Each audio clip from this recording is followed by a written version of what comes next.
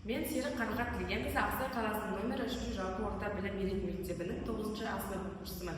Мен таңдаған мамандық аясында заңгер мамандығын таңдауды жөн көрдім. Заңгер мамандығының мақсаты заңгер мамандығының Қазақстандағы мәртебесі мен болашағын жан-жақты зерттеу, заң үстемдігін қамтамасыз ету, азаматтардың құқықтары мен бостандықтарын қорғау және әділеттілікті орнату, заңгерлер құқықтық тәртіпті сақтауға және заң нормаларын дұрыс қолдануына қызмет етеді. Міндеттері құқықтарды қорғау, кеңес беру, құжаттарды дайындау, сотта өкілдік ету, заңдардың орындалуын қадағалау, дауларды шешу. Заңгер мамандығының шығу тарихы, заңгер мамандығы адамзат өркениетімен бірге пайда болған көне мамандықтардың бірі. Қоғамда тәртіп орнату үшін заңдар қажет болды, ал сол заңдарды түсіндіріп қолданатын адамдар алғашқы заңгерлер болды. Заңгер сөзі латын тілінен аударғанда құқықтанушы, заң орнында жұмыс атқарушы, әділ адам дегенді білдіреді. Заңгерлік білімнің құндылығы. Заңгерлік білім бұл тек кәсіби дағдылар жиынтығы ғана емес, сонымен қатар өмірде пайдалы болатын құнды биліктер жиынтығы. Сыни ойлау, проблеманы шешу, қарым-қатынас. Жеке және кәсіби өсу. Заңгерлік мамандық жеке және кәсіби тұрғыда үнемі өсуге мүмкіндік береді. Заңгер өз жұмысында шешендік қабілетін, келіссөздер жүргізу дағдыларын, аналитикалап, ойлау қабілетін және стресске төзімділігін дамытады. Шешендік, келіссөздер талдау, төзімділік. Енді абзал қысқанға тоқтала кететін болсақ, танымал қазақстандық адвокат, қоғамдық белсенді және саясаткер, Батыс Қазақстан облысы Жаңқала ауданының тумасы. Ол елімізде заң саласында белгілі тұлғалардың бірі ретінде танылған.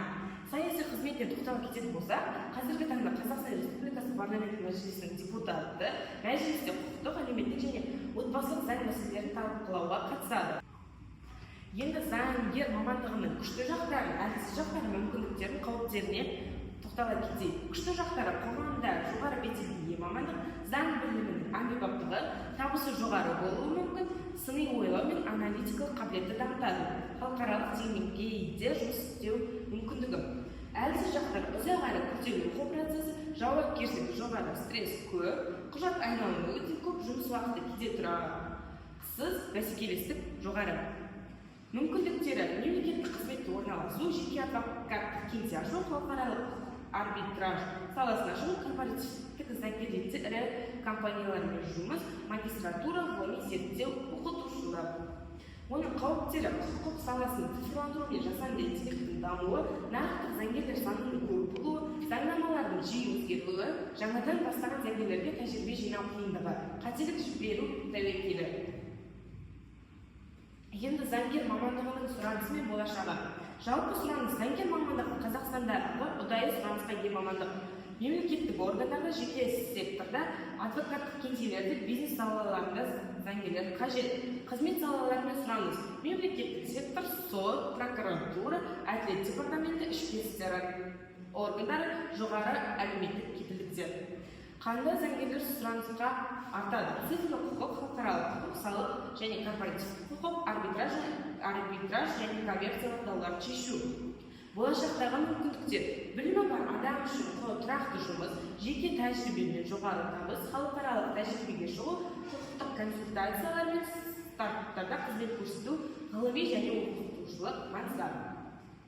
Енді өз сөзімді қорытындылай кететін болсам, Қазақстандағы заңгер қызмет жасай алатын жұмыс орындарында жататын тізімге назар аударсақ, оларға прокурорлық қызмет, прокурордың көмекшісі, тергеушілер, судья, адвокаттар, юрисконсульттар, нотариустар, ішкі істер органдарының жедел іздестірушілері, салық полицейлері, кеден органдарының қауіпсіздігі қамтамасыз ететін органдарда қызмет атқара алады.